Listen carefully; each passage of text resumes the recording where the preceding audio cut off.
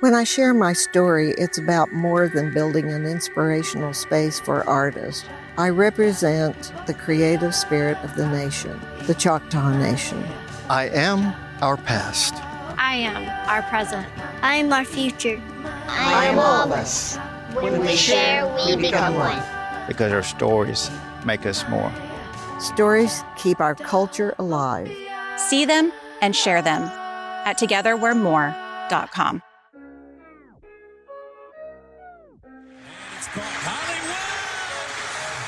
Lights, camera, action! Hollywood Brown. CD Lamb still running. It's a corner. CD for the TD. People don't know what it is to be champions. Oklahoma invented it. What's up, everybody? Welcome to Through the Keyhole. It's an Oklahoma football podcast, and the Oklahoma Sooners are 7-2 because they defeated the Tennessee Volunteers last Saturday. Yay! We're back on top. You said we were down last week, Keyhole. Well, some of you, and now you're saying that we're back like we never left. Gonna win it all. How funny would it be, real quick, if OU beats Bama and then they lose to Missouri and LSU? Matt Burton, say something. I wouldn't think that was funny at all, Brady. I don't know why you would bring that up. Yeah. Okay. But yeah, no, happy to be here. Peyton Guthrie, your level of humor, if that be the case. Yeah, you know what we do? Oklahoma goes and gets a SEC road win, beats Tennessee, hits the over on the win total for Vegas. You know what we do here through the Keyhole? There we go. Yeah, we crack open a Kirkland Special sparkling water. Ooh. Yeah, our water sparkles here at Through the Keyhole. That's lovely. Alan Kinney. Yo.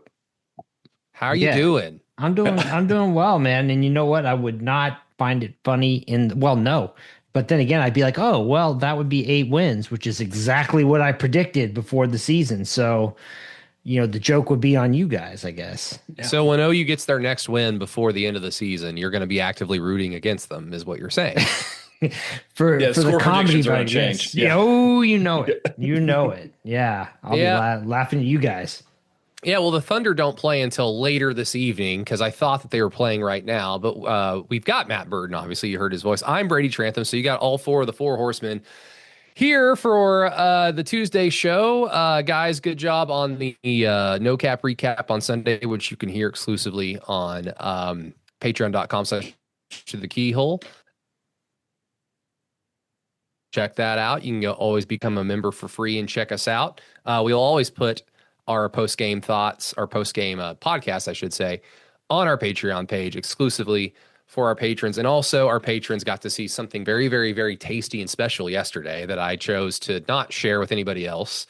But hopefully our patrons enjoyed that. But yes, Through the Keyhole, go check out homefieldapparel.com. They're the exclusive apparel sponsor of Through the Keyhole. Peyton already talked about on No Cap recap about the all black disco hat, OU hat. People enjoy that kind of stuff. Peyton, have you got one yet?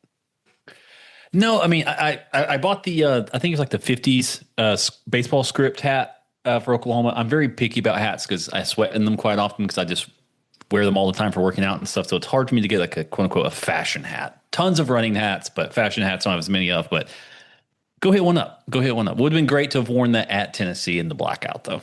The dark mode. Man, blackouts just it doesn't look very good. I mean, I don't know about you guys because it seems like when Penn State does a whiteout, like, do they just have white shirts on every chair, bleacher in the stadium? Because you don't, and maybe it's because their other color is navy blue, so it can get drowned out. But when you have a blackout for an orange team, like there are about a few thousand people that didn't get the memo or just don't want to wear black and they'll wear orange and it looks kind of dirty. But more on that later.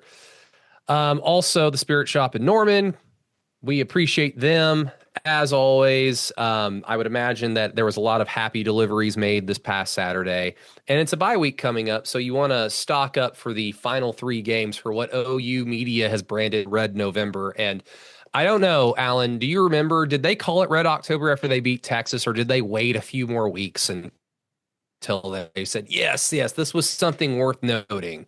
Yeah, it needed to be, fully realized before they called it Red October. That's correct. Because I don't think you guys don't get. Like, we you guys don't get quit. it. Like nobody knew that was going to happen. It wasn't like it was like, as one of these things where it's like, oh my God, they won. Like, I mean, so yeah, Red October was a little bit different. Yeah, I remember my dad that offseason when I was 9 years old saying, if we just go 1-2 in those 3 games, I'm going to feel really good about myself and feel good about this team. And I was like, that's awesome, Dad. It's my birthday. Do you love me? And he was like, talk to you later. Just whatever. Let's see how this game goes first. I'm just exactly.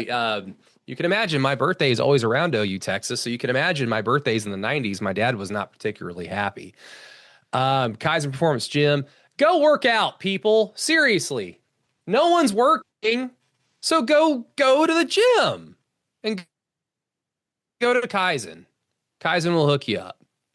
They'll make you look good and sexy like Peyton. And then the title sponsor, the Choctaw Nation, go check out togetherwearemore.com for Peyton's other projects that he does on the full-time regular basis. What was Peyton, you mentioned on No Cap, what was the new feature?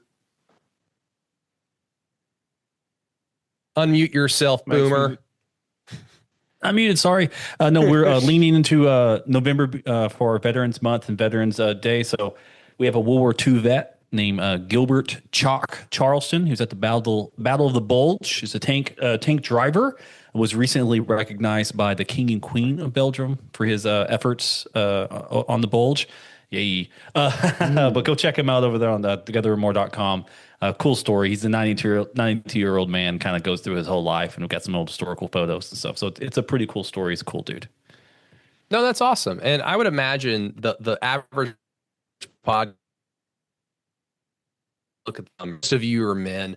I'm going to imagine the Venn diagram between World War II lovers and OU football podcast listener. It's just like one big circle. So go check it out, togetherwearemore.com, and go listen to that, watch that testimonial. Very interesting. And don't forget to follow us on Facebook, Keyhole, through the Keyhole, Twitter at Keyhole Pod, Patreon, like I mentioned. Go check out keyholepod.com, the free website where you can find Alan Kinney's post-game thoughts in the written medium. More stuff to come this week from Alan Kinney. And, of course, don't forget to leave a 5-star rating and review. And if you do, I'll do something. I don't know. I'll tell you thank you. But let's get right into it, gents. The afterglow that is winning the biggest road victory in the Brent Venables era. I mean, right, correct. Everyone nod your head in agreement. Correct. Yes. By far the biggest road victory in Brent Venables' tenure. The easy answer, Alan, I'll start with you. The easy answer to this is no, Texas 2023 was bigger because it's Texas. And also Texas was really good that year. They were number 3 in the country. OU was also, I think they were 11th or something in the country and undefeated. But I think given more context, and I've been to OU Texas a handful of times where OU's won. It's not just because I was at Tennessee over the weekend. This was the biggest, the best win of Brent Venables' tenure because of everything going into it, because there has been enough of a track record to kind of see where this might go prior to the game starting, what the general vibe of the team was after the Ole Miss loss. For them to kind of go into that environment, Alan, and win in a game that, because we've seen this happen in college football where one team just has an awful shit day and the other team just kind of benefits from it. This was not that. Tennessee played well. They played well on offense, defense, special teams. OU absorbed their punch while their offense proceeded to just suck for the majority of the first half. But they were able to play themselves through that environment, through that atmosphere, and find rhythm on both sides of the ball, play complementary football. That's what you want to see. When you think of Brent Venables and how he wants to be a head coach, the type of program he wants to build, that's the type of victory that I think of in an ideal situation when you consider that, yes, all these games are going to be fairly close. You're playing great talent, great competition. Like that to me is why I think this is the best win of his tenure as the head coach at OU. In my mind, yeah, I think you're right. There's a certain amount of grit and resilience that they had to show in a lot of ways, right? I mean, first, you're coming off a disappointing loss against Ole Miss. Second, this was a tough environment. I mean, Bray, you can probably speak to it better than anybody, but just from the broadcast, it looked pretty wild. You know, I mean, Tennessee was clearly very fired up for the opportunity. And, you know, looking at, like, let's be honest, man, I don't think OU played a great game, really, especially not in the first half. But they hung in there and, you know, really turned it around in the second half. I mean, it showed a certain like mental toughness or, you know, focus that I think that, you know, Brent's teams have been criticized for lacking in the past. So, I mean, put all that together and, you know, I mean, let's face it too, Brent needed like an actual legit go on the road, get a good win, and he got it against a good, you know, I mean, no one's going to mistake Tennessee for a national championship team, but it's still a good team, you know. Are you ready for the new era of sports in Oklahoma? Want to be ready for some real Southern football? Kaizen Performance in Norman, Oklahoma is your spot for physical and mental growth. By empowering a lifestyle of constant, continuous improvement, Kaizen Performance's gym experience lends itself from the experienced training fanatics to those who want to make a positive change in their lives and everyone in between. Come see their new location at 158 Armstrong Court in Norman, Oklahoma. With experienced trainers who understand that every client has individual desires and needs, in-person and online customized training programs and nutrition plans, Kaizen Performance has everything to offer for you to meet your goals. Again, their new location is 158 Armstrong Court, Norman, Oklahoma, 73071. Seriously, Brady works out there, and so does Peyton when he comes to home games. Come work out with us and get ready for the week-to-week grind of real Southern football. Kaizen Performance, Norman's own local gym where your goals are a workout away. Absolutely. And, you know, I just see like victories like this against like, look, is Tennessee. They're a good team, but just like I thought with OU, I wrote on a Monday post a few weeks ago, you know, I tend to think OU is a good team, but what does good team get you in this rendition of the SEC? Is that 7-5, 8-4, 9-3? I think you could say, yes, there's going to be a handful of teams that are 8-4, 7-5 in this conference that you think, yeah, they're pretty good. They're still a pretty good team. They probably just had a handful of games decided by a fluky play or just a bad mistake here and there that turned what could have been a win into a loss. And then you kind of look at their end of result season and go, not as good as I would think for a team that I think is good. OU and Brent Venables separated themselves from some tier of the SEC. I mean, are they at the top? No, they're not at the top right now. Are they in the ring below that? They had a chance to kind of put themselves there against Ole Miss and they failed. But maybe they still have a chance to play their way into it with these next 3 games. But to me, it was just a separation for OU, at least in this season, of came from last year from the basement. We're not there. Definitely. We're not even in the, we're not even average in this conference.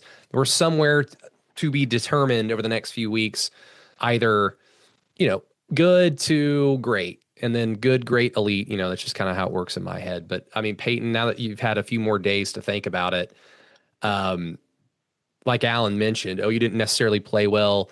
Tennessee played their game. They got their yards. They were held below their season average in many respects, definitely in the rushing category. And when you think about Josh Heupel and the Bear Raid, as much as you think of like the throwing and the passing yards and all that stuff, it's predicated on the run. Tennessee tried early on, and boy, did they find out, nope, can't do that tonight. We're going to have to try to shred this secondary, which they did to some success. But, now being a few more days removed from it, it seemed more like that was a great complimentary football game by the Oklahoma Sooners, despite the fact, like Alan mentioned, like we all know, the first half was pretty abysmal, especially on the offensive end. Yeah, to me, this is Oklahoma I guess Brent talking about it being a punchback game, and they have like, hey, team, you have an opportunity now to prove some people wrong, to push yourself in a way, and I think Oklahoma just succeeded in that in that manner. Now, to me, what this shows for Brent Venables and for Oklahoma, Brady, I think the no cap recap, I think you and I did that alone at Ole Miss, after Ole Miss, where I talked about the Lincoln Riley of where the ceiling of those programs were and where I can see the ceiling for the Brent Venables. I was like, if you squint, you can see it. And you're like, really like, walk me through that, because I'm seeing 6 and 7. How can you see a playoff contender at that point in time? I think the game we watched is, to me, a little bit of a proof case of what I was talking about. Because Oklahoma had the overall depth of an entirety of a football program to win that game, right? Because a lot of people are like, oh, in the second half, they're running the ball a lot better. And I'm not, this is me not being an asshole about that. They did do that. What also happened is that Oklahoma outlasted Tennessee. Tennessee players started getting hurt in Oklahoma. Players started getting hurt in Tennessee. Tennessee's down. They're talking about Tennessee's like third string defensive tackle is now playing defensive end and stuff like that. And OU just had the depth to wear them down a way that other teams don't. I mean, Josh Heupel has a thinner football team, a thinner football program than Brent Venables does at this point in time. And that's where I see the benefits or the positives out of Brent Venables and the staff and Nate and everything so far. They have built a complete roster top to bottom to where there's not as much drop off. Now, maybe the top end of this team is a top 10 team. Maybe they haven't elevated into that higher echelon yet. And I'm very, very hopeful for 2026. But I think the Tennessee game shows you it's like, oh, this is a team now that can be without its best linebacker, be without its best defensive player, right? And just keep rolling guys in and it just not matter. That's not something Oklahoma in the recent decade has been able to say, especially on defense. And maybe on offense, it happened for them on offensive line. They had to have 5 guys go out before they finally start playing the guys they potentially should have been playing. But they do seem to have it kind of figured out now, right? Takes 3 injuries. Now Xavier's the guy. I mean, maybe there's some part of that where you should have been playing these guys to begin with, but they have the ability now to weather the storm, in which, to my surprise, other SEC teams don't. And that is completely shocking to me that Oklahoma is in that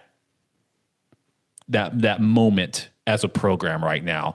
And I think that's something you can really lean on, because leaning on, we can just beat the shit out of you is pretty a good thing to lean on. I mean, not like, oh, we can scheme up something and it's not like a Sark thing where it's like, we'll do a bunch of orbits and motions and we'll catch you off guard one time and Ringo will run, whatever. It's Wingo. It's just, we're just going to, we'll bring, it's Brady, you've read this comics. It's a Dark Knight Returns, right? It's the second fight between Batman and the mutant boss. He's like, I'm going to drag you into this mud and I'm going to kick your ass. And you can do that now. They haven't been able to do that in the last decade. So it's kind of cool to be able to see that. If they can get some offensive capacity moving, that really elevates this team to an extremely higher standard, to where, let's say Oklahoma can manage these next 3 games. Having a bit of a break, you may see a different team if they can somehow get themselves into a playoff or something for a break in health and all that type of stuff. Would be kind of interesting. Yeah, I mean, I understand what you mean now. I understood what you meant on the no cap, where you said, like, yeah, if you squint, you can see the makings of what it takes to be a championship contending program. Brent Venables does a lot of things and values a lot of things that I appreciate. It's never necessarily been a problem of how he intends to build a program. I mean, the problem has just always been kind of everything else after that, is the details, the game day coaching, the decision making. And make no mistake, that was all on display against Tennessee. Like timeout 2 minutes into the first quarter, guys rotating in late over and over again, guys not being lined up and allowing Tennessee to kind of just run a free play. The middle of the field just wide the fuck open time and time again. Why Tennessee didn't keep going to that, I'll never know. But again, it's the Bear Raid. So in between the 20s, it's annoying when you're watching your team play them. After that, it's like, your offense doesn't look as pretty anymore. So I guess you need to start scoring from 25 out, because as soon as you get inside the red zone, it's like a different story. Like it wasn't all good, but I think the main lesson to take away from this is it's important to know that, you can win games when they don't have to play 100% near perfect, because that's what we're kind of accustomed to, where in the Big 12, where you're playing teams that you're more talented than,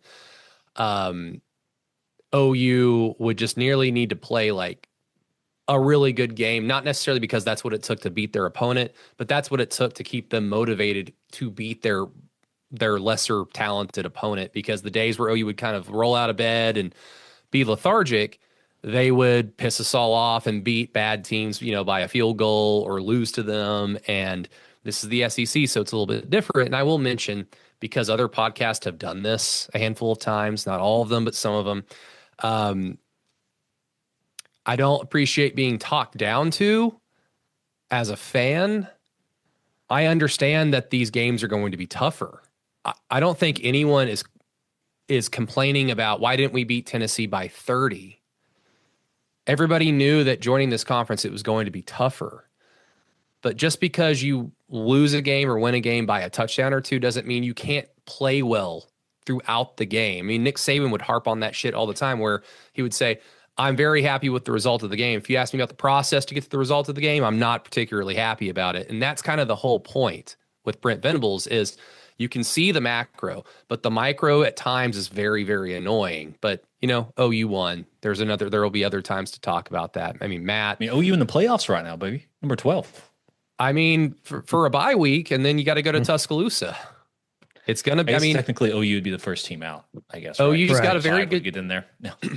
OU's got a very good chance. I don't know how I feel about that game, particularly right now. I do think Alabama's due for an L, but OU's offense is just not dependable. It's just not dependable. But, hopefully they can just improve. Matt, I mean, did anything jump out to you, in the days since that you didn't get to on No Cap about Tennessee? Because, I mean, just as an example for me, I knew that the offensive line played well. I knew that they started 3 true freshmen, but rewatching the game, second half, they all look different. And Tennessee, going into the season, we knew they lost a ton of talent on that defensive line, and that was going to be a weakness. And that's one of the reasons why in the preseason I thought OU has a very good chance to go into Knoxville and win, because I just don't know what that team's going to look like at that point in the season, considering all that they lost. And to Josh Heupel's credit, he built a very good team that was within a field goal of beating Georgia a month ago. They were in it against Alabama on the road and just didn't have enough firepower to overcome Alabama's talent.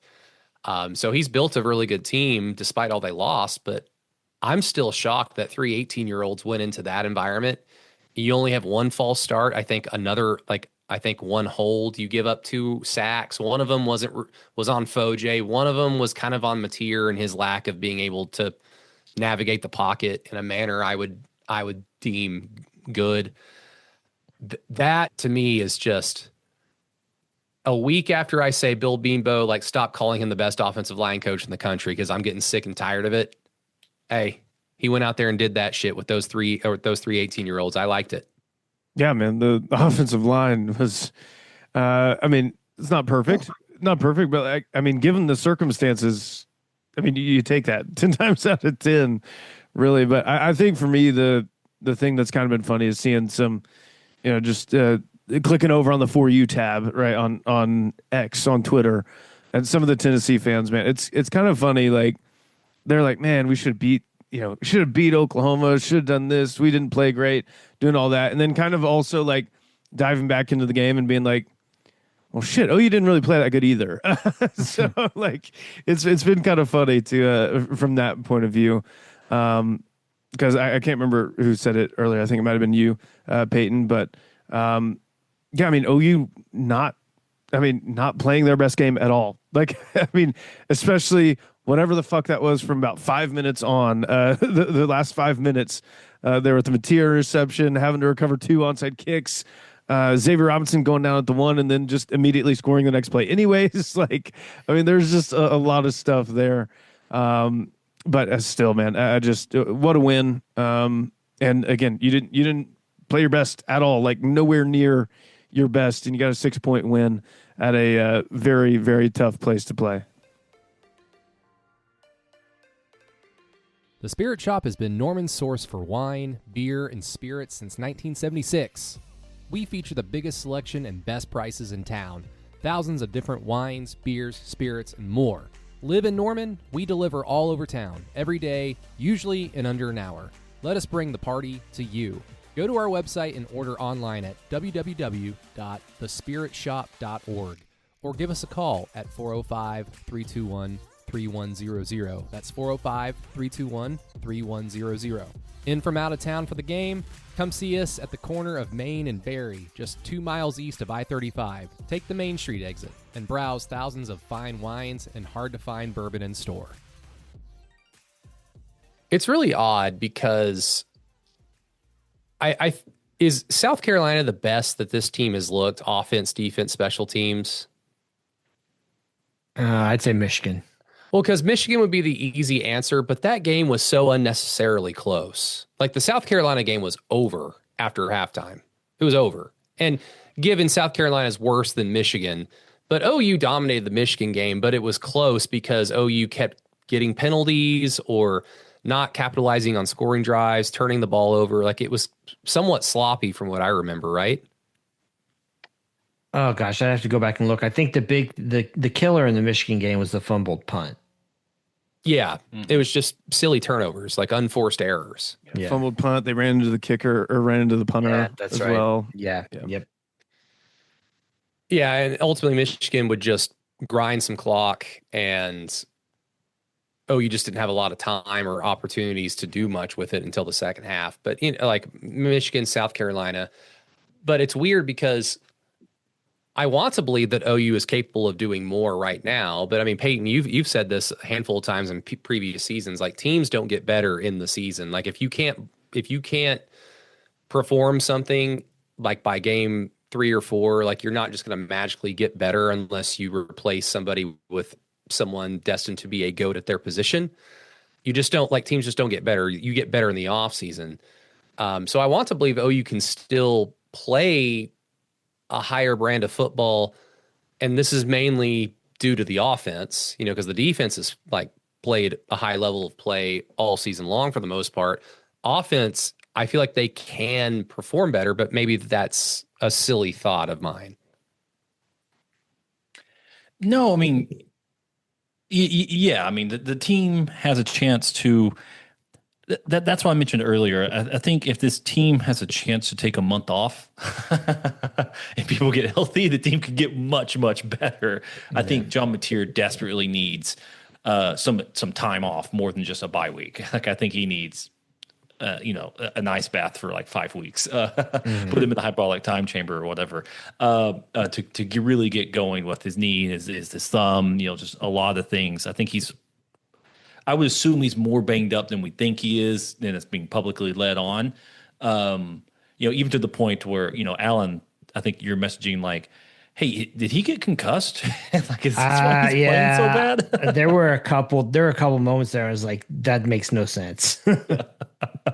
So, I mean, I think he's a little banged up more than it is. And him coming out of that half and playing the way he did may very well just be, it's the old football cliche. He may well have been given some medical assistance to get through the game. And because you can tell he's a different player all of a sudden. Like he is very decisive. He's running. He's not jittering around. And I can't see anything the team was doing differently other than he just started moving a little easier. So it could just be something on that side of it. But yeah, that's something I believe is true and continues to be true. Is that player availability and talent availability is what makes these teams become better or worse. I mean, I remember that USC team of Sam Darnold. It's like, oh, now they're great because they start playing the right quarterback. Something like that is what happens here. I think who Oklahoma has on their offensive line now should be the offensive line. Like, I don't think that you should roll with this. It's pretty good. Maybe Maybe there's somebody in center you could bring in or something like that. I mean, I don't know, but they're performing pretty well. And then they put out what I already forgot his name, number 84, wide receiver. Oh, Carter. Jermichael Carter. Yeah, he comes out finally, there. He they finally blocks gave pretty him an good. He gets a couple opportunity. catches. Yeah, and all of a sudden, He's something played we're a not lot. used to seeing. He's played a lot this season. He's just not been asked to do anything, and Mateer has not thrown his way, and that's probably more to do with the fact that Mateer, since he's been dealing with an ailment or two over the last month and a half, he's basically just locked on to one or two guys, and he's not looked the other guy's way. And Jermichael Carter's played a lot. I was glad to finally see what he could do, and I liked what I saw. Unfortunately, he was the guy who Mateer threw to that on that interception at the end of the game that could have been detrimental. I mean, honestly, I saw Carter break that down. He's just being tackled at the start of the play. So I don't understand how that wasn't a penalty, but it is what it is. You can't rely on that. Because it wasn't a venable secondary. So like, no flag. There's nothing there. You know, still it was a dumb decision. I will say in my mind, the bigger difference between what happened in Norman against Ole Miss and at Tennessee is that the Satania wheel landed in the green every time. You know, the wheel of fortune with him, or then Satania hit no whammies this game. So I mean, I think that's honestly the difference of the game there. OU was down when Satania fumbled, right, against Ole Miss. Like Ole Miss had retaken the lead. They had. Down by 5, yeah. And I felt very good at the moment, like as he was running, because I was in the game and he happened to run down the sideline kind of like right in front of my eyes. And as he's running down the sideline, I felt like, oh my God, he's going to come back and win this game. They're going to do it. And then he fumbled. But now that I'm like further removed from that, I mean, maybe with the way the offense played, I mean, it wasn't like we have any evidence they were going to give X the ball that much more in that game. But real quick, a subject change. You guys want to react to some college football playoff rankings? Let's do it. Sure. Let's get into it, man. You're all so excited. Should I do the stupid fucking thing and start with number 25? No, we don't care. No, well, everybody by this point knows. Let's just we can just figure out what what's interesting, what's not, I think. OU fans do care about number 25 because it's the Tennessee Volunteers, so OU has a ranked victory there. They have Missouri at 22, who OU will play in a few weeks. Michigan, who OU's already beaten, 21. OU is 12th in the initial college football playoff rankings. And I must say, I'm very happy to see Texas ranked above them because Texas is ranked behind OU in the AP and the coaches poll because Texas dropped out of the rankings entirely while OU jumped up to 6 in those two polls before losing to Texas. Texas isn't particularly awesome, but they've won games. They beat OU straight up. And I'm a weird OU fan, Alan. I'm a very weird OU fan.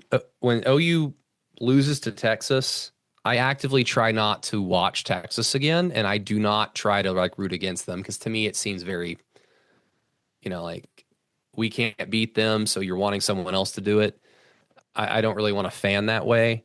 Unless, of course, it directly benefit. Like if Texas loses one more game, then OU goes to the Big 12 championship, as the South champion. If something like that, sure. But I'm at least glad to see Texas ahead of OU because Texas beat OU. So they've got Ole Miss at 6th. Alabama will be 4th, more than likely. Who does A&M play this week? Because I know Bama's got LSU. Texas A&M has Missouri, yes. It's, in Columbia. Ooh, so that's going to be good for OU. Either Missouri will skyrocket up the rankings or allowing Alabama to then jump up to 3, which would increase OU's chances of, just not necessarily increase their chances, but it would give OU an opportunity to beat a higher ranked team because Alabama's 4th currently. So OU's got everything in front of them.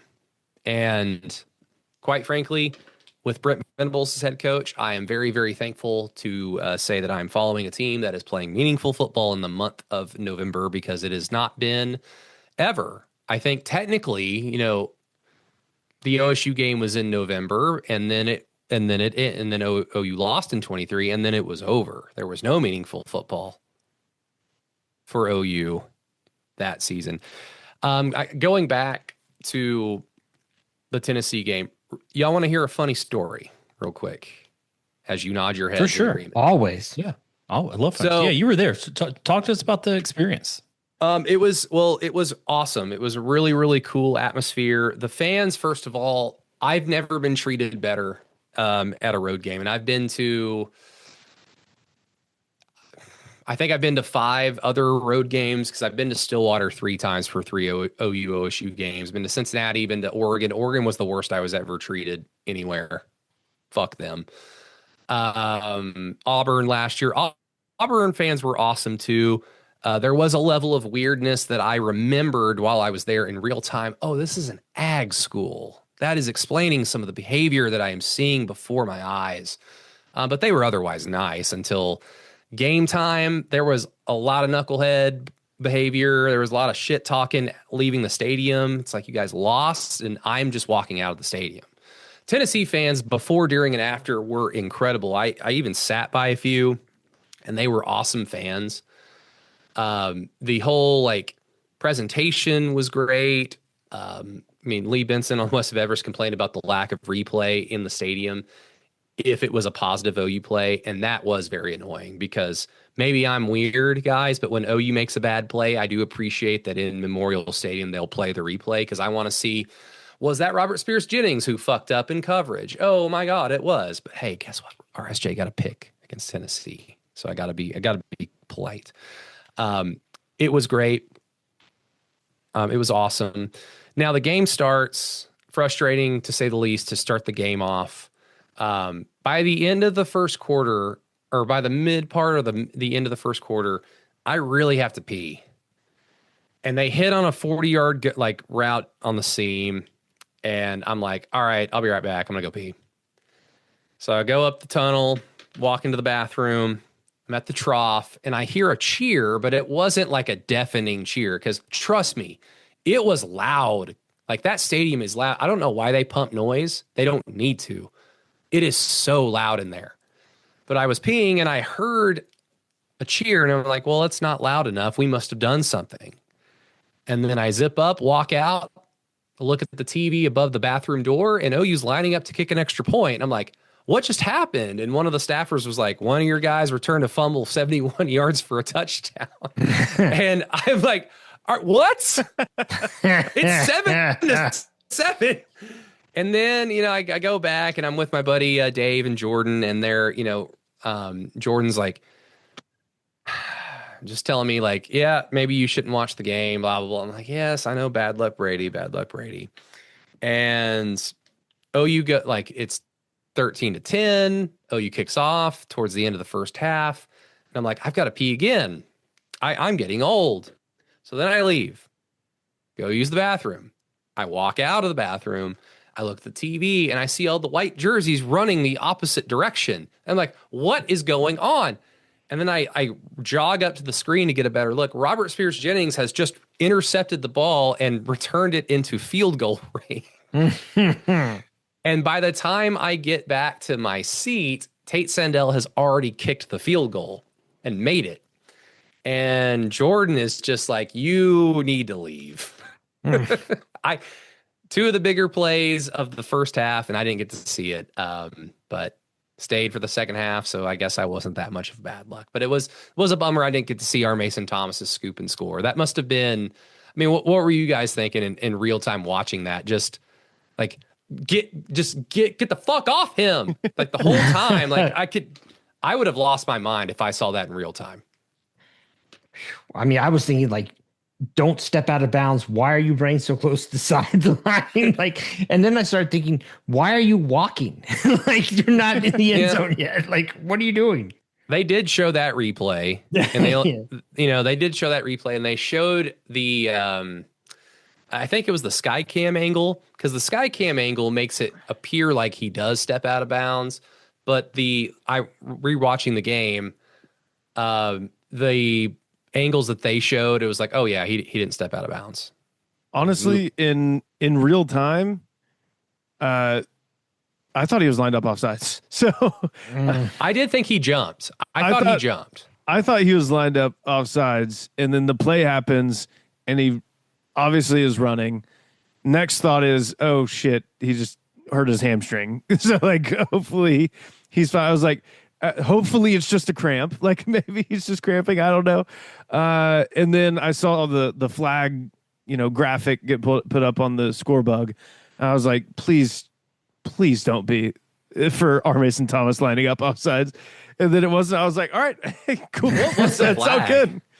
What was I can't remember what it was. Was it a legal formation?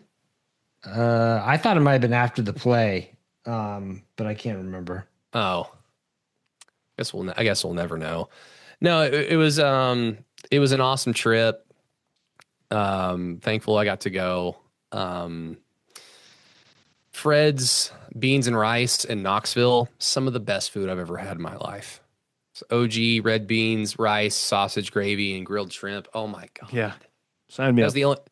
That was the only thing I ate that day. That's all I needed. That's all I needed for victory. Okay, like more so about the game, guys. I mean, Alan, you'd kind of mentioned it, or Peyton, I think you might have. It takes 3 injuries to get to Xavier Robinson.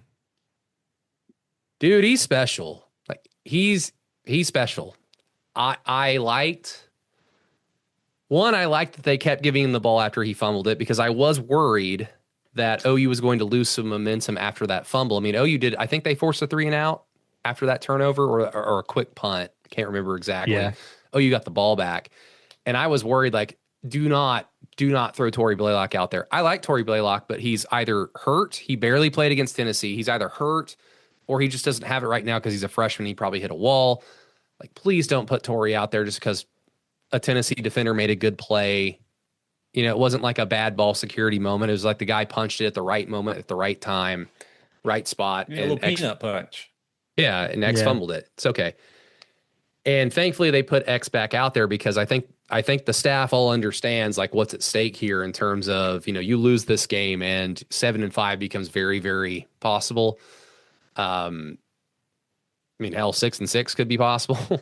I don't know math, but Alan, what is it about Xavier Robinson that seems to work with him? Because, I mean, is it more so the offensive line, like Peyton mentioned, getting like the right 5 guys out there in terms of a physicality, of an attitude standpoint, of what Eddie Pierre-Louis brings to the table? Is it more so them getting like gelling together now by like week 8, week 9? Or is it just because Xavier Robinson is just pretty damn good? Well, yeah, I think that the offensive line, it seems like they found a combination here that works. And on top of that, I mean, it took this many weeks. It's possible for all these guys to really get kind of in the, ready to go. I mean, Ryan Foje moving out to tackle, that type of thing. Like it could be, and Xavier Robinson, I know nobody likes hearing this, or, it doesn't make for a good, argument against DeMarco, but it is very possible that he just had a shoulder thing and it really did take him that long to get fired up. I don't know. Lastly, last caveat here would be, look, I'm not trying to like piss on anybody's parade, but Tennessee doesn't have the best run defense. I'll just put that out there. Right. So, with all that said, the thing that I liked about this is that they kept going to him, and we've talked about this before. Like, it seems like every other team, they might have a change of pace back or whatever, but a lot of good teams have a bell cow running back, a guy that you can give the ball to 25 times or whatever. OU hasn't had that this year. This is the first time we saw that, and I think that Robinson, especially when you're that physical of a runner, I think that late in the game it helps, when the defense is worn down, but also just the fact that OU was willing to keep going to him. To me, that showed something too that they haven't had, that kind of reliability and durability is important, and it will be a big help going down the line. I don't have as much confidence that OU is going to necessarily be able to run the ball as well in its next 3 games. But I think that Robinson, I don't know how you could argue he isn't the best option right now, you know. Is Bama good at stopping the run? Very, very, very quickly, for Alabama at the moment, it's 63rd in the nation stopping the run. Tennessee's 68th. So I don't know if. Alabama, it was one. Ole Miss. Now, Missouri will be harder to run the ball on, but they may not be able to score. Yeah, Ole Miss wasn't particularly good at stopping the run either, right? From a statistical standpoint, or was it that their pass defense was awful? I can't remember. They're not good at stopping the run They're either. not, yeah. And OU ran. And OU ran pretty well. Yeah. Well, OU ran enough to win that game. The nine carries. Imagine if they gave him 9. Imagine if they gave him 19. Yeah. Lane Kiffin wouldn't be tweeting like a 14-year-old anymore. I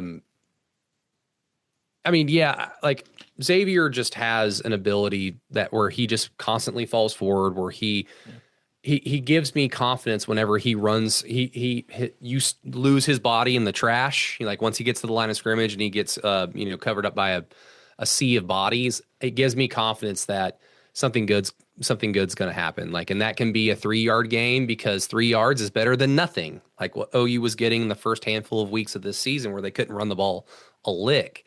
But I mean, Peyton with Xavier Robinson, with just finally having, a track record now of relying on a traditional run game 3 weeks and 3 games in a row, 2 of them on the road. That has to at some point lead to John Mateer being able to showcase an ability to do more than what he's been asked to do or capable of doing the last handful of games. Because if he's going to beat Alabama, if they're going to beat Missouri, if they're going to beat LSU, they're going to need John Mateer to be more than what he has been the last handful of weeks. I will say, from a rhythm standpoint, I thought Mateer found it in the second half against Tennessee. I think overall the offense was in its bag from a rhythm standpoint because they called QB runs at the right time. They called it when they knew they were going to get Mateer 3 or 4 yards downfield before he got touched. They handed it off to Xavier when they knew Tennessee was starting to get gassed up the middle. They threw it downfield somewhat when they had opportunities with little pressure.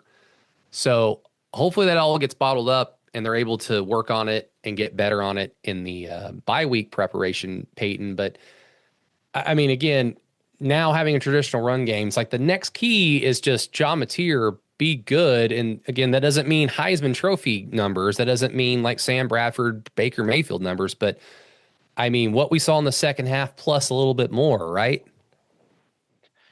Well, Oklahoma having a traditional run game is very good, right? And you're right. Xavier is doing his best Samaj P. Ryan impression at this point in time, right? Moving forward, taking hits, keep moving forward. He's bouncing around a little. He's like a bowling ball out there, kind of getting some stuff done, and that's really helpful. Matt, I am looking at the all-22 on the defense. RMT just has a really good get off on that play. He's out of his stance before the center's all the way up. So I mean, he timed that really no, good. I thought that he was his hand was where he was down. He does look a little more forward than everybody else. I know, but I don't have a straight down the line shot. Yeah. No, but yeah, Xavier is playing and doing really well, and the offensive line is opening some stuff up for them. There's some stuff I will say to Alan's point. Let's wait until they play Missouri and see what happens to that run game. Then Missouri is pretty good at stopping the run. They have a pretty good defense. LSU has fallen off some, also still a pretty good defense on that side. Oklahoma should be able to run. It's the weird thing is that Ole Miss, Tennessee, and Alabama are all generally the same-ish team. How they want to attack and what they want to do. But the quarterback, the dynamic playmaking from the quarterback progressively gets worse, I guess. And I mean that just from the run game. Ole Miss, very mobile. Tennessee, mobile enough. Ty Timpson, he's not going to run. So, that part of the game shifts to be a little bit easier for that. But then the difficulty of the playmaking via the arm gets harder. So Ty's going to be the best throwing quarterback Oklahoma will play in the regular season. But he may be a little bit of a statue back there. I mean, that could be helpful for Oklahoma, and we'll see how that plays out. I feel comfortable putting OU's D line versus Alabama's offensive line and taking whatever happens out of that, and I feel comfortable on that. The offensive line is doing better. You've got guys who are playing, but you do have people on X right now, X/Twitter right now, showing the Xavier Robinson run where he stops at the 1 yard line or the 1 inch line and being like, look at this zone replay. And it's not a zone replay. It's just that the tight ends got blown up so badly. it looks like one. So the offensive line is improving. Those extra positions, those extra blocker positions that a running game needs to have to be extremely impactful. It's still not there and will not be there this year. I mean, that's you have to kind of live with that. And then late in that game, because Brady, you're right. For this team to take an extreme step forward to make the playoffs and like be competitive in the playoffs, Mateer has to figure out how to throw that ball downfield. Because late in that game against Tennessee, it looked like I was watching the Brent Venables defense. It was all 11 were 10 yards or in from the line of scrimmage. I mean, Tennessee was like, run, we dare you. And Oklahoma was able to, but there was nothing keeping somebody out. And I do want to push back slightly. There's a couple of plays RSJ made and didn't make to where I'm not for sure what a fan would want him to do. It's the first touchdown. It's that same fucking play over and over again. It's because Brent Venables wants his safeties to be fucking linebackers because it worked once with Roy Williams and he has done that since too. Isaiah Simmons was like the grand success post Roy Williams, and it's been like up and down. I mean, Keenan Clayton, Nick Harris, Kendall Dolby, Deshaun White. I mean, it's just been up and down ever since then. It's just very annoying.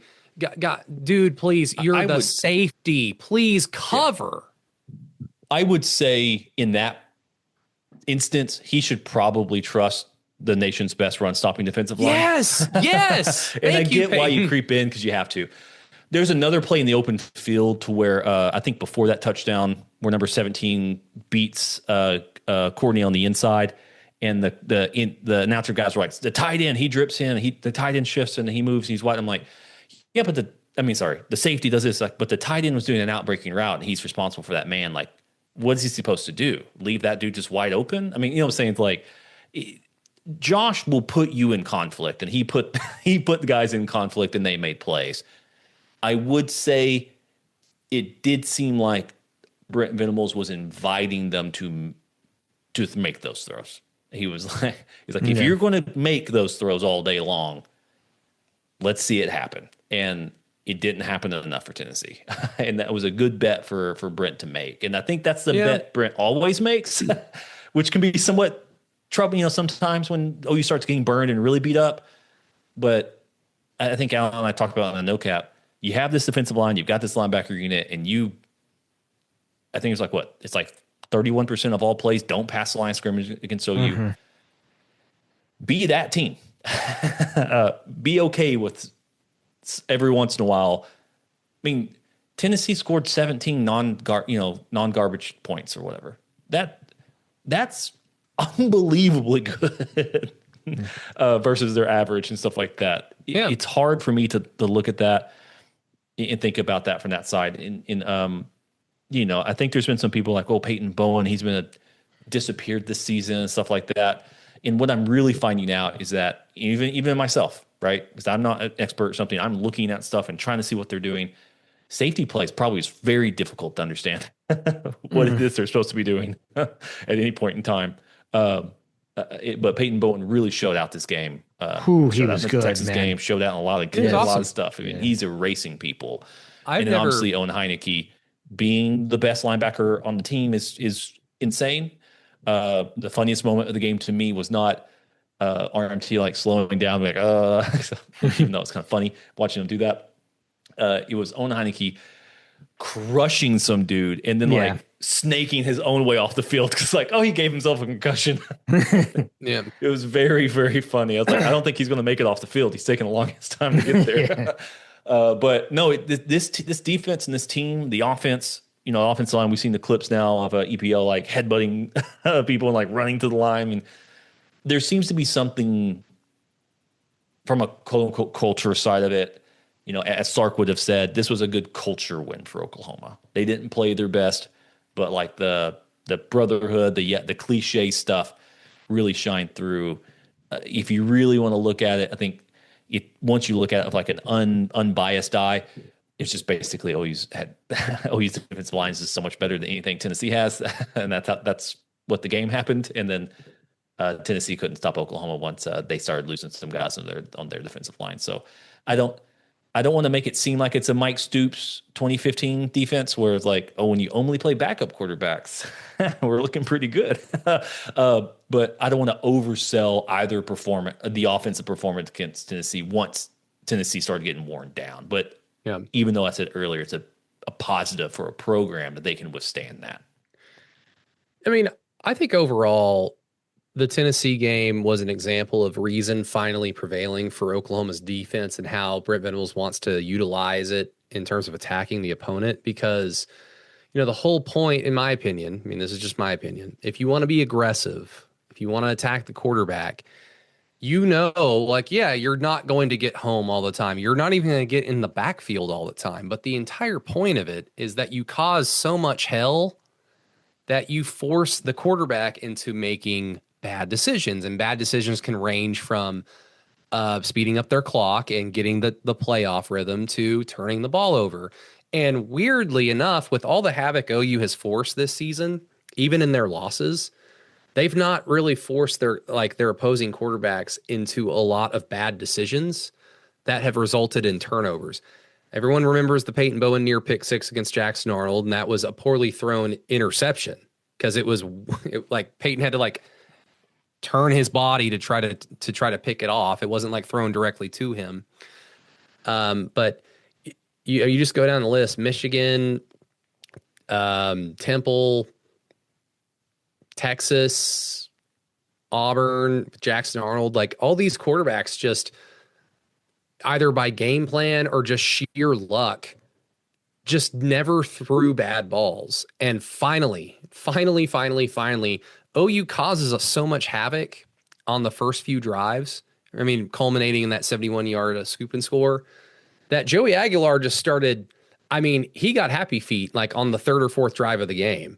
His clock got sped up, and anytime he got asked to run, he was trying to get the edge, which is the clearest sign of, I don't want none of that shit. I'm trying to get the edge and just outrun people. I'm not running at somebody. And it led to, I think, a lot of poor decisions. And it wasn't until it was nut cutting time and you're playing purely off of adrenaline that Tennessee's offense started to resemble the Tennessee offense from most of the season. And as Peyton mentioned, I mean, that was kind of garbage time. They still had chances. It wasn't technically garbage time, but it was seriously desperate mode, which isn't necessarily indicative of how the game was played. So finally, OU's whole philosophy worked in terms of creating turnovers and forcing bad throws that they were able to take advantage of. It was also just cool to see Peyton Bowen play center field, and just make a cool interception, because it's I see other teams do that all the time, and we finally got to do it.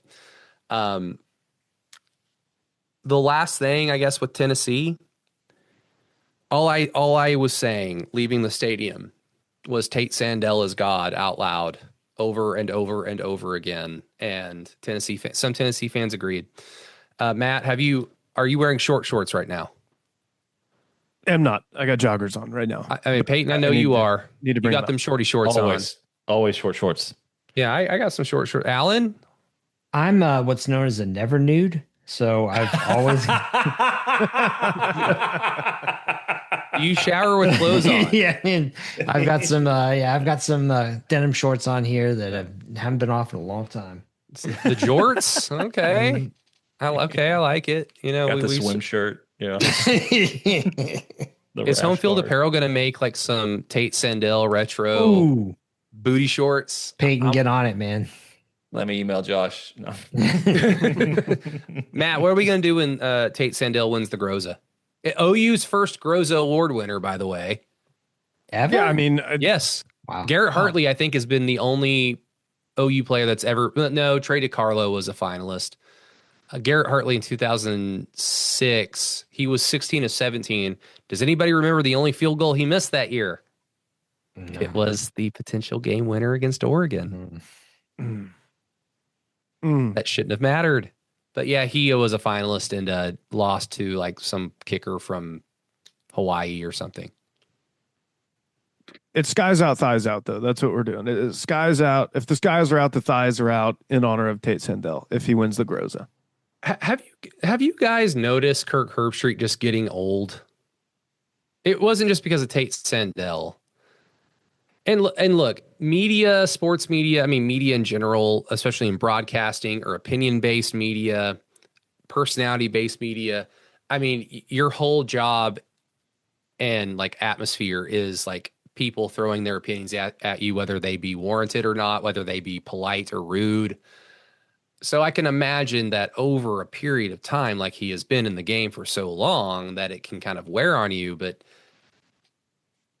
I've always felt like people get old, like one day they wake up and they're old. Like you can have like the hippest, coolest, funniest, progressive cousin or whatever, and then they hit 45 or 50 or, you know, just age is kind of unimportant here, but they just like wake up one day and then all of a sudden all they care about is their own money, themselves. And it's just like, man, they just got old all of a sudden. And I feel like that's happened with Kirk Herbstreit. Maybe I'm being mean, but that whole like Tate Sandell thing was weird, man. It's like, dude, you're a former athlete and your whole livelihood is centered around them. I've covered countless Thunder practices where they're rolling their shorts up and I can see, unfortunately, everything. Like athletes love showing off their bodies because they're in shape. It's just weird that he had that, was like, I'm going to do this on a national broadcast. Should be a penalty. In my day, we wore our pants down to our ankles. Cares, Kirk? Anybody else have a thought? I think he's putting too many mileage on the tires, if you will. Too much mileage on the tires. Doing NFL stuff too. It feels like to me he just like looks exhausted all the time. Yeah, he seems, and for good reason. He seems very prone to like getting in arguments with people, especially online. It's like, dude, why are you engaging with people online? Why? You don't need to. You're not building anything. He's going to run for office in a few years. I think we can all see that. I think it's just weird. I mean, no, I mean, I think you're right. There is kind of like a wake up moment, right, on that side of it. But to him, I think it's two things. One, there's a very strong political take I can make about the polarization of America and the populist rise and yada, yada, yada. That I would say, any sports fans are getting much, much more volatile because there's just more access to be volatile. And I would believe that. And they believe themselves to have more power, I guess, over these things, you know, at that point in time. But people have always felt that way about stuff. I had a friend who lives in Oklahoma City, and he's at a steakhouse, and he saw Russell Westbrook, and he's eating steak, and he tries to take a picture of him, and the flash goes off, and then, you know, Russell gives him like a bad attitude about it, and he's like, "Man, we like pay your salary." I was like, "No, you can't. You can't think that way. Like that's not how this works on that side." And the thing, I think that mindset is becoming more and more and more, especially as we're having to pay more to watch these games. Now you don't have YouTube TV because you're trying to get more stuff, and now they're going to rise. You know, Disney ESPN package is going to get higher. I mean, I think the general normal people are getting very close to a breaking point, and I think it's just spilling over onto that type of thing. But would I rather have him being kind of a grouchy old man, or would I rather have? And I can't remember who the announcer was for the 2014 Sugar Bowl, wooing over Miss Alabama in a way that was extremely disgusting. For our game, it was Brad Nessler. Him just be an old guy. Yeah. For our game, it was Brad Nessler. But Brett Musburger infamously or famously, depending on your POV, did woo over AJ McCarron's girlfriend. Yes. Yeah, that one. Yeah. So I would rather an old man talk getting there about saying like, we used to wear knee pads and be like, okay, that's cool, Grandpa. Than like weird, horny Grandpa. Just weird. It's just weird. And also he hates Oklahoma. So what are you going to do? Let's leave the penalties under Brent for next week. I mean, we're all feeling good. And I'm not important enough to respond to Alan, your response to my story on Sooners on SI. I get we got to keep the publications going. I get what you bounce off each other. I get what you're saying. I agree with a lot of it. But just like I said earlier with this Tennessee game, I mean, like, I'm glad OU won, and I'm glad that they can win games kind of in a manner where they didn't play clean the entire game. They can still win despite some BS on both sides. But there was still a lot of like, Brent, please don't do this. And especially that last interception where Brent, it's like, please be present when the offense is on the field. And like, I'm sure he was watching it. I'm just kidding when I say this, but it's just so easy to imagine in my mind that Brent is like hugging Owen Heineke with his back to the field. And Ben Arbuckle's like, I'm going to fucking throw it. I'm going to fucking throw it. Yeah, and it doesn't help when after the game he's like, "Well, the pass option shouldn't be in there." It's like, yeah, I know, right? Whose fault is You're that? the head coach. Yeah, exactly. You're the head coach. Do you make Ben Arbuckle the next day run stadium steps with you as a punishment? Like, you will not ever do that again. You almost cost all of us our jobs. All of us. Like, surprisingly, I was so stoically angry. I didn't really move. I didn't make a facial expression. I was just like, remain calm. Do not appear weak amongst the Tennessee fans as they're returning the interception. It's like, do not appear weak.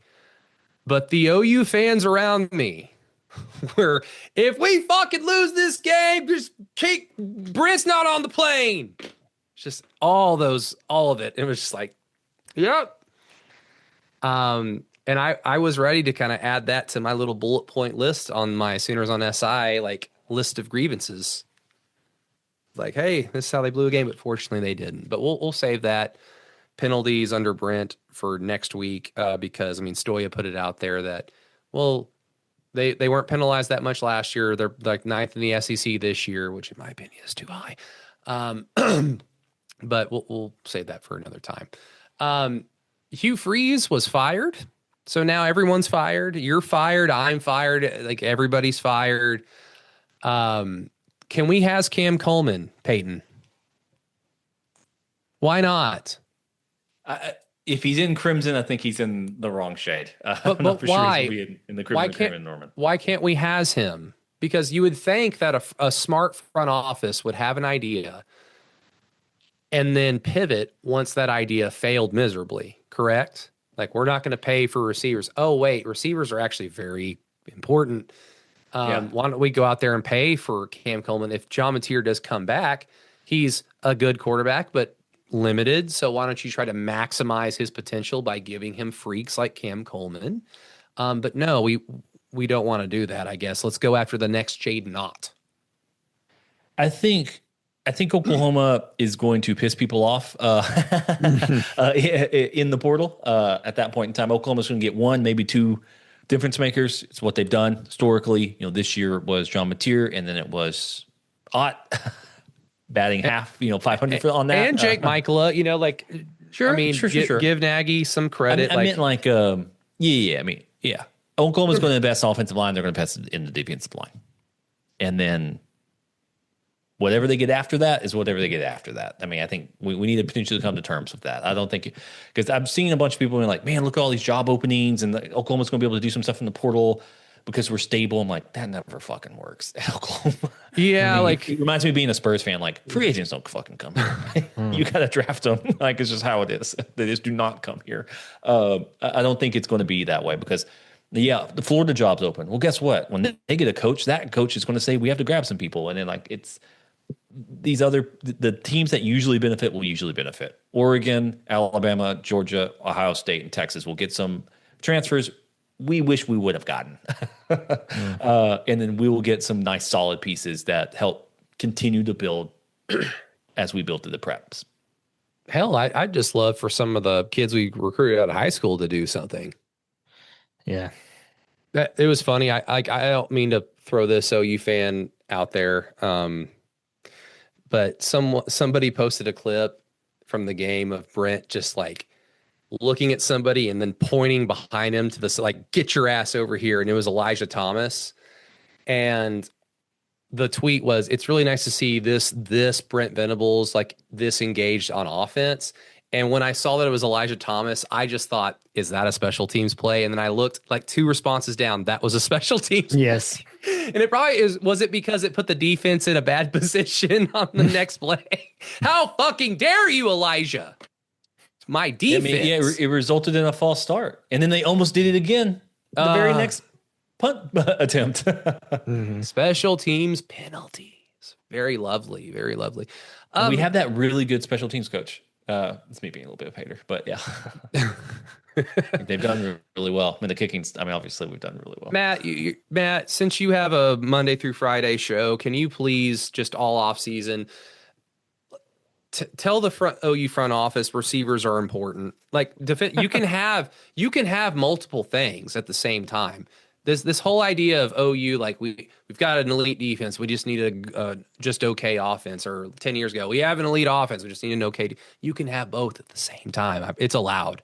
What's funny is I think it was our second segment yesterday, and we were pretty much talking about the exact same thing. We're like, just go get a wide receiver, do whatever you can to get a difference maker at wide receiver. You need one of those. Take Jay Knott's money. Deion Burks is graduating. Take his money to pull that together. Try to get one of these wide receivers that maybe at a place, maybe not Auburn, because it feels like the checks are still clearing there. I saw an Auburn 5-star commit at wide receiver. I was asked about Hugh Freeze's firing, and he was like, hey, whatever's best for the program is good for me. And like the first comment was, the checks are still clearing from Auburn, so that's good. We know that.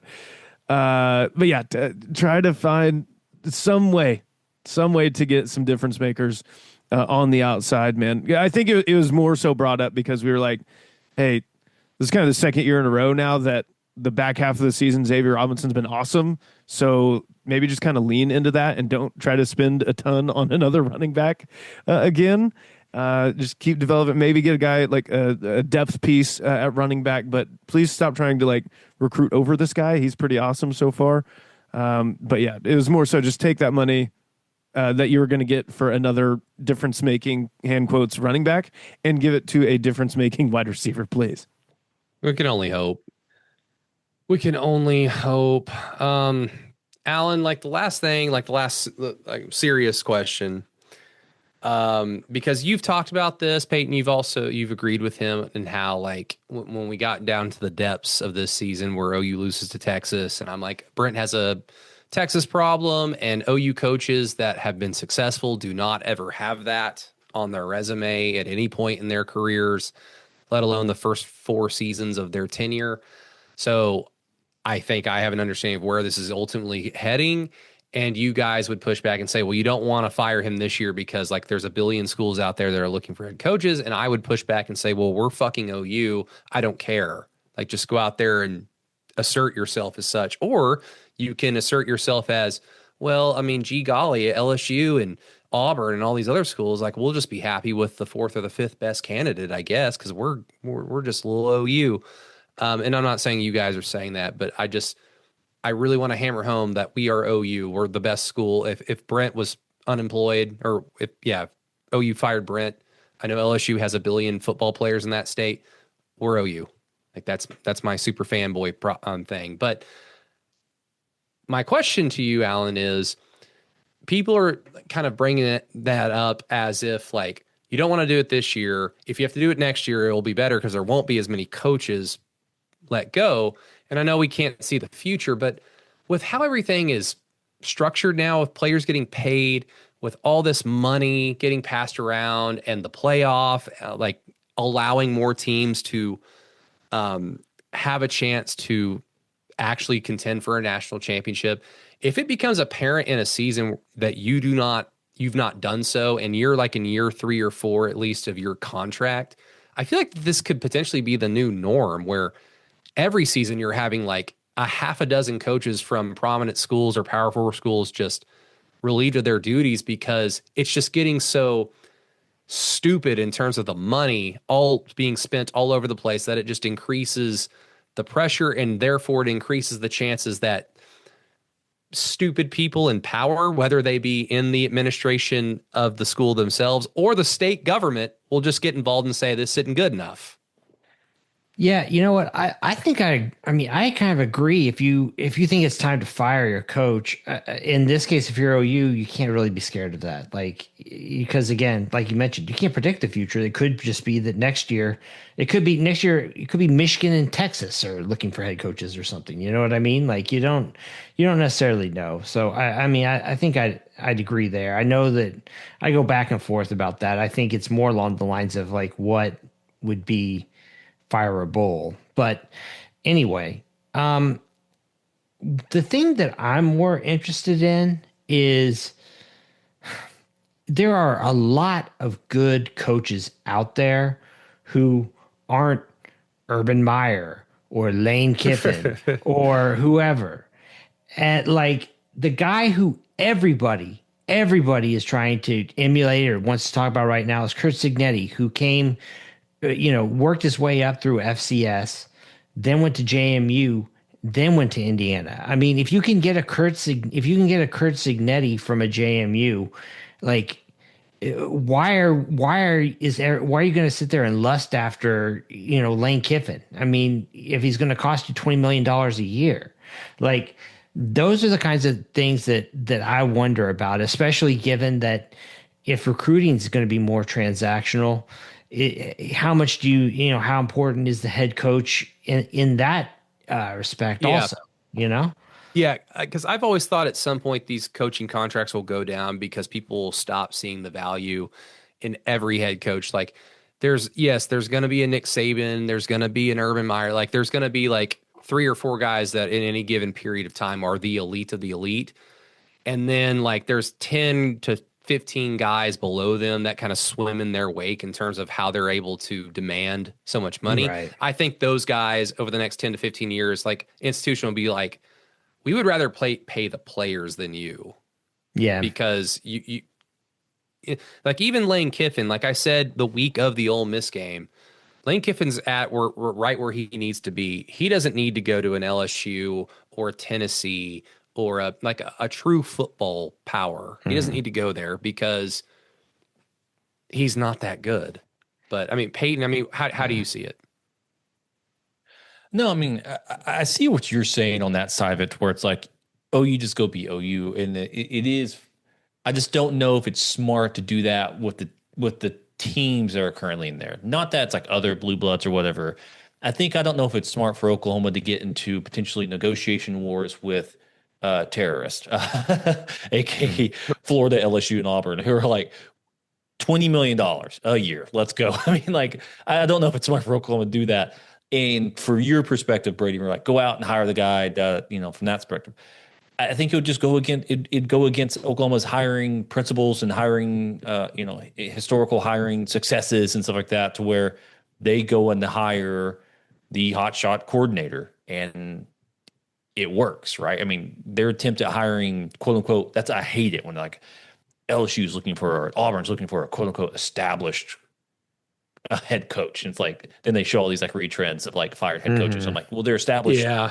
They've been fired multiple times. Yeah. Like, what are we doing here? Because you're right. I mean, if you're one of those guys, someone's going to hire Alex Golish. I used to say his name. Yeah, I mean, someone's going to hire, the other guy. I can't remember, like Fritz or something. I mean, someone's going to hire Summerall. All right, and those are going to be good hires, maybe, but those seem like to be the ones you want to go for. There's a couple of interesting, like Will Stein's an interesting name. I mean, there's just a lot of interesting names out there right now. And Oklahoma would just go and get one, right? I mean, you're right on that perspective. I don't know if Oklahoma would feel the need. You've got an AD who's walking out the door. You've got a lot of moving parts to where it's more than just Oklahoma jumping into that pool. Do you really want Brady? Do you really want Josie making one more hire, on that point in time or something like that? So, and I don't think we're in a spot now to where we even need to think about it. I mean, OU is looking at 7-5 at the very, very bare minimum. It would suck, but yeah, you're hitting there. You're looking at that would be 4. You're looking at, 9-3. I mean, you're looking at this is an extreme good proof of concept season finally for Brent. There wasn't like a massive depth charts that went off in the middle of the season for them this year, and you're seeing the fruits of that. And I think it'd be foolhardy to pull the cord at this point. Let's see how the next 3 games go before we start getting too certain here about anything. But I mean, that's true. I feel pretty good personally. Alabama's good and they're on the road. Missouri is good at one or two things, but they're not necessarily a team that you can take lightly. And then I'm old enough to remember Bill Stewart beating OU's ass in the Fiesta Bowl and finessing that to a career. Not to say that who's LSU's interim coach? Is it Missouri's? It's Frank Wilson. Frank Wilson. I mean. But those players hated Kelly so much. It seems like that's one situation where it could get like the end of the season for them could actually turn out pretty well. Yeah. So, I mean, 7-5 would be a disaster and a very, very large disappointment, Peyton, because like you mentioned, you're right. Like this is a very good proof of concept for like the future. But if attached to that is one more win than the previous season, which was an absolute disaster, then that would be a hard sell. Even though there's context and blah, blah, blah, and look at all these details and all that stuff. But it's like, no, like sometimes raw results matter. They got to win at least one more game for me to be like, this was a very good first step for Brent Venables and Ben Arbuckle and all these guys. And that's the very bare minimum. I mean, Matt, you didn't do it. You weren't were you hosting yet when Brent was being hired? I don't believe so. I got up to full time right before Brent's first season. So I wasn't full time whenever he was hired technically. Are you ready? Are you potentially ready for a head coaching search? Not saying that you should fire Brent right now or anything like that, or that they will, but I mean, sure. It's in the water. I was feeling a lot, and I was working a lot during that. I just wasn't full time yet, but I'm ready, man. I'm ready. Do you guys remember? I'm not though. Actually, I'm not. I do want to poke in real fast.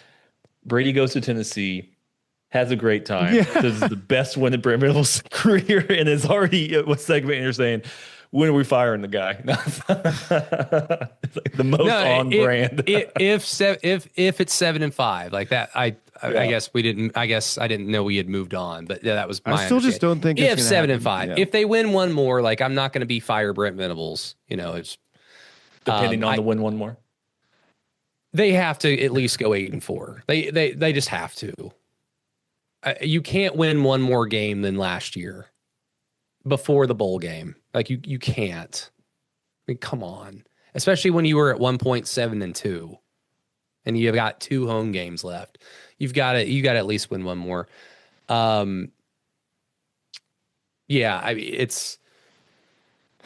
I feel more comfortable Oklahoma going 9-3 than 8-4, and I picked 8-4 now. I mean, again, who knows what happens? You're playing teams, crazy shit can happen, but that's why I'm leaning on that part of it. But it'll be interesting. Oklahoma is, if you watch the Tennessee season, the Tennessee video, they got everything in front of them. Just play the games, and you see what happens. Yeah, I mean, I think the big fear is that Alabama plays they just have an awesome day. If Alabama has an awesome day, I don't really know if OU has enough firepower to combat with them, because that means that the pass rush isn't getting home. Ryan Williams is feasting over the middle of the field because it's going to be open. Like we all know, it's not going to be a shock. And OU can't match it. Missouri, I mean, the fear there is that Eli Drinkowitz just owns Brent Venables. Oh.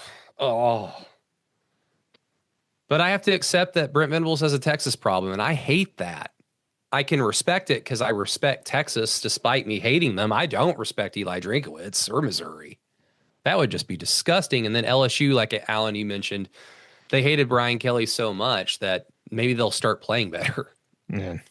And it's like this is the SEC, but I think we all feel good about the team moving forward. And especially if they get Kobe McKenzie back and R. Mason Thomas back, I think best foot forward. And this is what we signed up for. And I think we're all excited for meaningful football in November.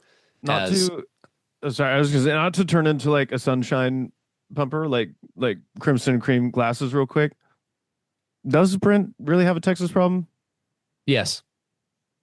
Because like two of the losses, I mean, one, he had the worst offense in Oklahoma history. Two, he was running the Wildcat in another one, which again, that's his fault because he didn't bring in another quarterback besides Dylan Gabriel. It's your fault for not having someone else that can throw a forward pass on the roster in 2022. 2023, they win. This year, I mean, Mateer's 17 days removed from thumb surgery, and I think we all saw the clip of pregame, the OU fan grabbing his hand, and he like yanked it away. Get old people away from the players. It's been a long time since Korea. And my first thought was like, oh, that dude's still not right. Like, I mean, if that like is like just like he has to jerk his hand away and be like, nope, ow, that hurt. That dude is still not right. It was a Tennessee Matt, plan. See, the problem with you, Matt, is that you are an SGA fan. So you're totally fine of explaining why all the field free throws are actually all totally legit.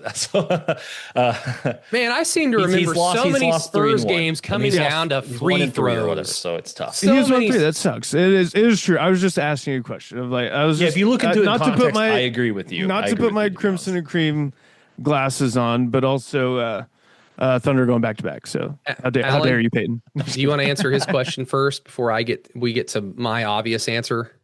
Oh, if he has the Texas problem? Yeah. He needs to beat him next year. Yeah. I mean, like he needed to beat him this year. Yeah, I think that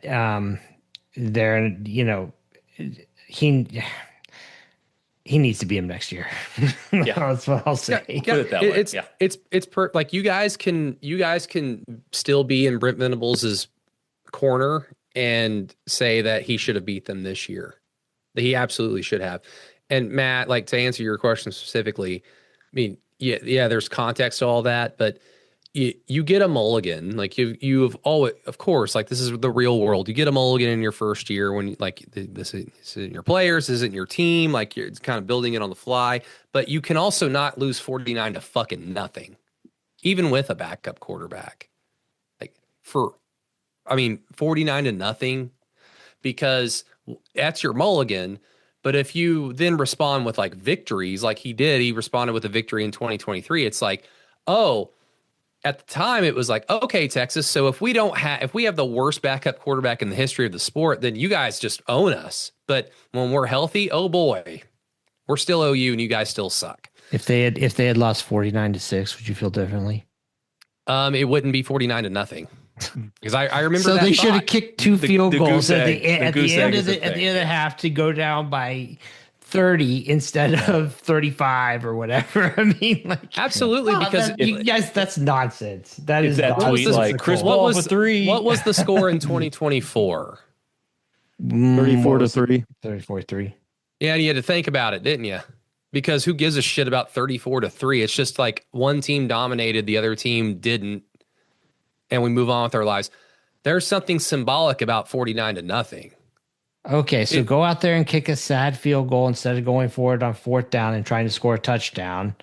Like, seriously, who gives a fuck, man? Like, it's 0 or 3. I mean, I don't know, man. That just you'd still get your ass kicked. But you want your first OU Texas game as the head coach of OU to be a shutout? No, I want to win it, but like that's because not how many times have we as OU fans been upset when a team kicks a shitty field goal at the end of the game and denies us a goose egg? It pisses us off, right?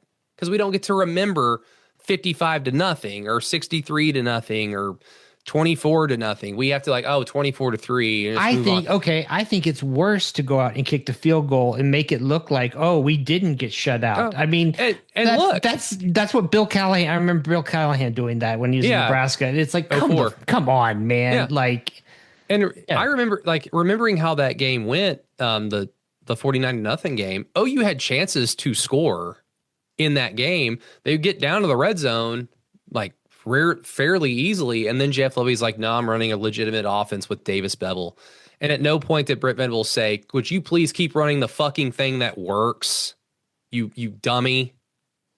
But it's because he was, we didn't know it at the time, but he was too concerned with the defense. I remember watching that game and thinking this could have been 70-0. They did good not to get by 70. And it wasn't because our top selling shirt on throughthekeyhole.com via the merch tab is our running clock shirt, which commemorizes a 77-0 win against Texas A&M. Yeah. I do think we wouldn't have it. We wouldn't have a t-shirt and stuff. We wouldn't have that t-shirt if A&M kicked a field goal. Like the we running would clock, still, the running clock would still have been a thing, but yes, yeah. we still would have kicked their ass in such a way that it was jarring. 77-3 in modern football, but 77-0 makes it like iconic and symbolic. And for Texas fans, 49-0, even against one of the worst OU teams in recent history, is iconic to them. And look, we wouldn't be talking about this if OU had just beaten Texas this year, because it'd have been like, okay, yeah, when OU has a backup quarterback with Brent Venables, they don't have a chance in hell against Texas. But when they're relatively healthy and they got their starter, OU and Brent Venables appear to be better than Sark in Texas. But unfortunately, it's going the direction we didn't want it to go. In my personal opinion, I'm not sure why we're talking about this now. Sorry, this one's Tennessee. On me. Sorry, this one's on me. Oh yeah. I was about to say, I think it's just a natural equilibrium as for some OU fans right now. Can't get too high because you're walking around the corner about getting punched in the face. So it's like, let's remind ourselves we suck. Who are the people called in the during the Black Plague that would like Monty Python does them? They like hit their faces. They hit their faces with wood planks, or they would they'd get like a leather strap and put like razors on it and like hit their backs. They'd like walk through town. What were they? I don't know.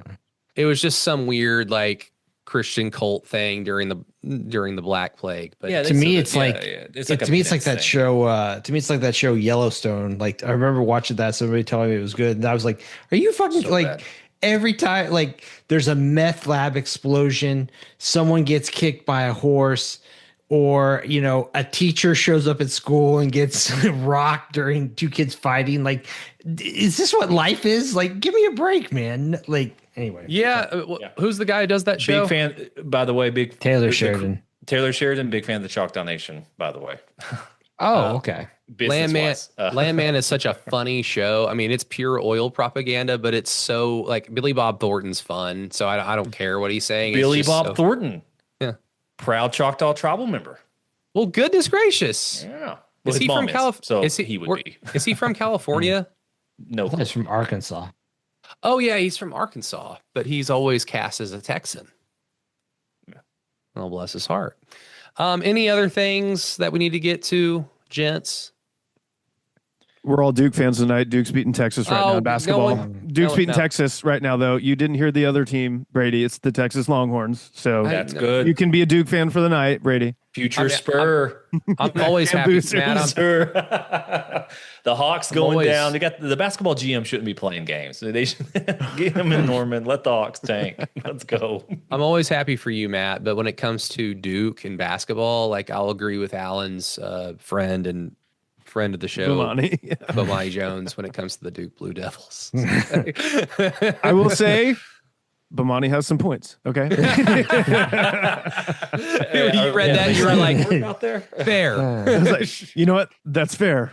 But also, when I was 7, I loved Shane Battier and Jason Williams. So, here I am. So how did the 2012 finals feel for you? Shane Battier. 3. Shane Battier, 3. Yeah, it was mixed feelings. Real mixed bag there.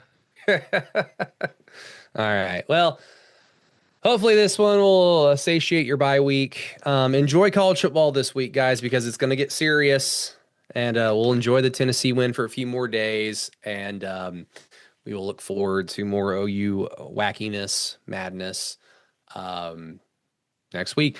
Might do like a bye week no cap recap, maybe with the fellas. We'll talk about it in that I will ask them how they feel about it later on this week, or if not, I'll get like a buddy or something and we'll just give you guys something for the weekend to listen to. A little nightcap. Yeah, like maybe OU jumps up into the top 11 of the college football playoff next week. So we'll get there. But until next time, for Matt Burton, Peyton Guthrie, Alan Kinney, Brady Trantham here, thank you for listening to Through the Keyhole. Until next time, boomer! Shut up.